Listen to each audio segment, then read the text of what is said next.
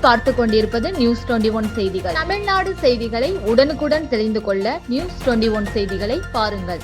கொடைக்கானலில் முக்கிய சுற்றுலா தலங்களில் ஒன்றாக உள்ள செட்டியார் பூங்கா அருகே நடந்து சென்ற வெளி மாநிலத்தைச் சேர்ந்த ஒரிஷாவைச் சேர்ந்த சுற்றுலா பயணியை 10க்கும் மேற்பட்ட நாய்கள் கடித்ததில் பலத்த காயங்களுடன் அரசு மருத்துவமனையில் சிகிச்சைக்காக அனுமதி.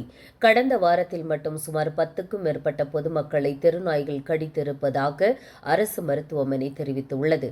திண்டுக்கல் மாவட்டம் கொடைக்கானல் மலைப்பகுதியில் கடந்த சில மாதங்களில் தெருநாய்களின் எண்ணிக்கை அதிகரித்து உள்ளது. குறிப்பாக பொதுமக்களை கடிப்பதும் தொடர்கதையாக உள்ளது. இந்நிலையில் கொடைக்கானலில் முக்கிய சுற்றுலா தலங்களில் ஒன்றாக செட்டியார் பூங்கா அமைந்துள்ளது. இந்த பகுதியில் தனியார் விடுதியில் தங்கியிருந்த ஒரிஷாவைச் சேர்ந்த கங்காதரர் வயது 65 மற்றும் அவரது குடும்பத்தினரும் காலையில் செட்டியார் பூங்கா அருகே நடைப்பயணம் சென்றபோது பூங்கா அருகே முகாமிட்டிருந்த 10க்கும் மேற்பட்ட தெருநாய்கள் இந்த சுற்றுலா பயணியை விரட்டி துரத்தி கடித்ததில் கை, கால், தொடை உள்ளிட்ட பகுதிகளில் பலத்த காயங்கள் ஏற்பட்டுள்ளது.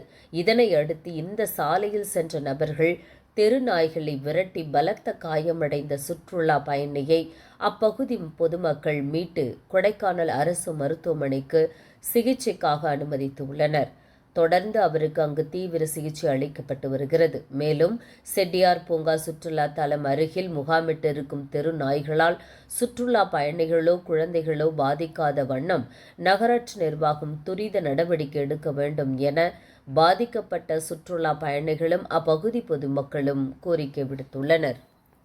திண்டுக்கல் மாவட்டம் கொடைக்கானல் செட்டியார்பாக்கம் வந்து பேசுகிறேன். என் பேர் செல்வம். இங்கே வெறிநாய் தொல்லை ரொம்ப அதிகமாகிருச்சு. இந்த ஒரு வார காலத்தில் பார்த்தா 5 நபரை கடிச்சிருச்சு. இதுவரையும் பார்த்தா இன்றைக்கி காலையில் 6:30 மணிக்கு பார்த்தா ஒரு 6 நாய் சேர்ந்து ஒடிசாலேருந்து வந்த ஒரு சுற்றுலா பயணியை கடிச்சிருச்சு. சுற்றுலா பயணிக்கு அதிக காயப்பட்டு கொடைக்கானல் அரசு மருத்துவமனையில் ஜிஹெச் சேர்த்துருக்கோம். நாங்கள் அவர் முதலுதவி செஞ்சுக்கிட்டு இருக்காங்க. இதே நிலைமை நீடிச்சிச்சுன்னா சுற்றுலா பயணிகள் ரொம்ப அச்சப்படுவாங்க, வர்றதுக்கு ரொம்ப யோசிப்பாங்க. இதை வந்து மாவட்ட நிர்வாகமும் கொடைக்கானல் நகராட்சி நிர்வாகம் கருத்தில் கொண்டு உடனடியாக தக்க நடவடிக்கை எடுக்கணும்னு பொதுமக்கள் சார்பாக வேண்டுதல் வச்சுக்கிறோம்.